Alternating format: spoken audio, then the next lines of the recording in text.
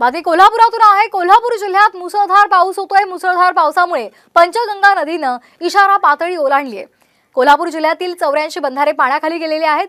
संभाव्य पूर परिस्थितीच्या पार्श्वभूमीवर नदीकाठच्या गावांना सतर्कतेचा इशारा देण्यात आलेला आहे। या संदर्भात अधिक माहिती घेऊयात आमचे प्रतिनिधी रणजित माजगावकर यांच्याकडून।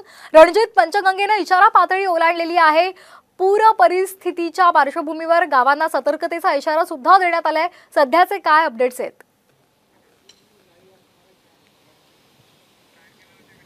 कोल्हापूर जिल्ह्यामध्ये गेली 3 दिवस मुसळधार पाऊस पडतोय। सध्या शहरात पावसाचं प्रमाण कमी असलं तरी विविध तालुक्यांमध्ये हा पाऊस पडतोय आणि त्याचं पाणी पंचगंगेतून मोठ्या प्रमाणात वाहताना आपल्याला दिसतंय।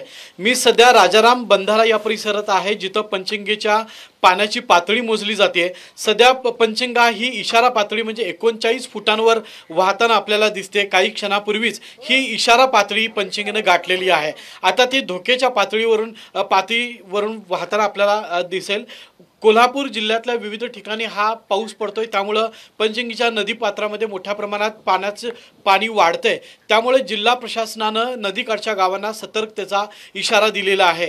पूर परिस्थितीमध्ये कुठलीही जीवितहानी होऊ नये यासाठी नागरिकांबरोबरच NDRF ची टीम देखील सज्ज झालेली आहे। जिल्हा प्रशासन सज्ज झालेलं आहे। एकूण जिल्ह्यातले साधारण 80हून अधिक बंधारे पाण्याखाली गेलेले आहेत, तर राज्यमार्ग हे 2 सध्या विविध पुलांवर पाणी आल्यामुळे, गाव परिसरात पाणी आल्यामुळे राज्यमार्ग बंद झालेले आहेत। कोल्हापूर शहरामध्ये जरी पावसाचं प्रमाण थोडंसं कमी दिसत असलं तरी जिल्ह्यामध्ये मात्र विविध ठिकाणी हा पाऊस असा सुरू आहे। आलमट्टी धरणातून मोठ्या प्रमाणात पाण्याचा विसर्ग सुरू केल्यामुळे यंदा पंचगंगा सध्या संत गतीने वाहताना आपल्याला दिसते। मात्र या सर्वाच्या पार्श्वभूमीवर जिल्हा प्रशासन अलर्ट झालेलं आहे आणि नागरिकांना सतर्कतेचा इशारा दिलेला आहे। अगदी धन्यवाद रणजित, आपण दिलेल्या माहितीसाठी। महाराष्ट्रातील सर्व बातम्यांचे विश्वासार्ह व्यासपीठ,